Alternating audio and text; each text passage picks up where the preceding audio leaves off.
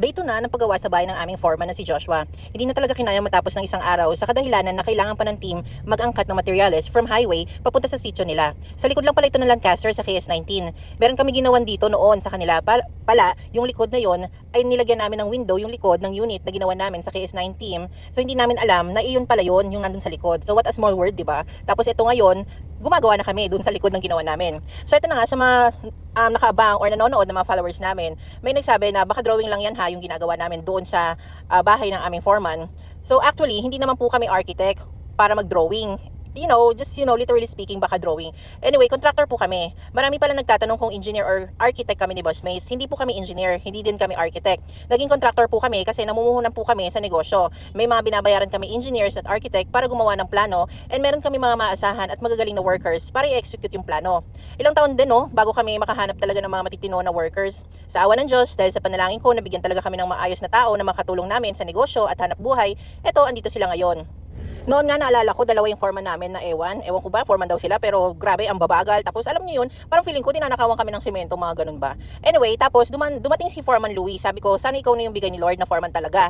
At ayun nga, naging maayos na yung gawa namin. Mahirap kasi talaga maganap ng matinong foreman. Ang foreman kasi, siya yung sasalo ng lahat ng galit ng contractor kapag may mali yung kasamahan niya, pero siya din naman ang sasalo lahat ng papuri galing sa contractor at client.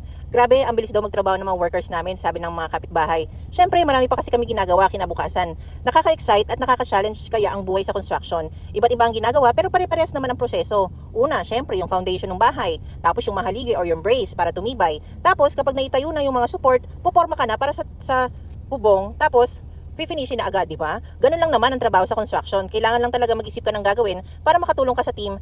Well, actually, hindi naman bantay mga workers namin. Pero minsan, trip ko bantayan sila, lalo na kapag hindi sa Lancaster yung gawa namin. Meron din kasi kami gawa sa ibang lugar, and sinasamahan namin sila para syempre, hindi sila magkamali or kung may maaksidente man, andun kami. At saka pag nagkulang yung materyales, nandun din kami para matapos kagad yung trabaho namin sa labas ng Lancaster.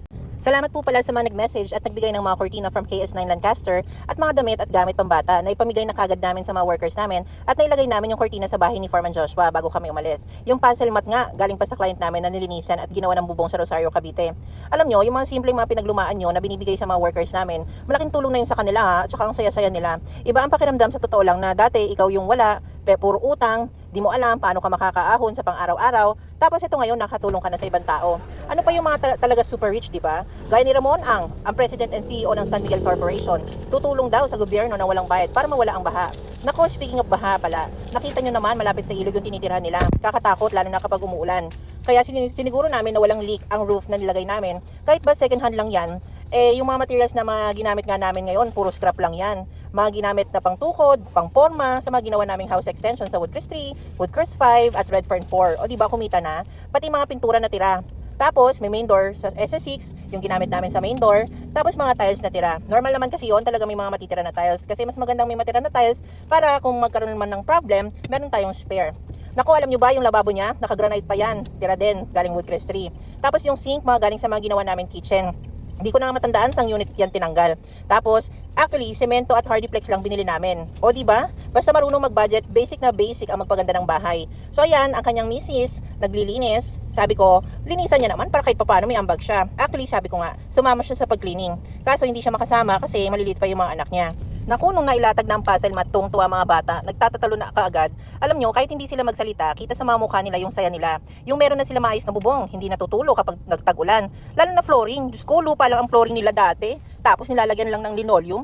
Tapos may mga butas sa gilid dahil sa nipis ng yero. Buti makapal-kapal naman yung yero na bili namin. Dati nga daw may nakapasok na ahas doon, tapos daga, Diyos ko, ang lalaki. Tapos nakagat pa yung anak niya. OMG, nakakahabag, diba? Anyway, sabi nga nila, may kanya-kanya naman tayo choice. So ngayon, choice namin na tumulong, hindi namin kailangan sumali sa anumang organisasyon para tumulong. Basta go lang. So ayan, panoorin nyo yung before and after.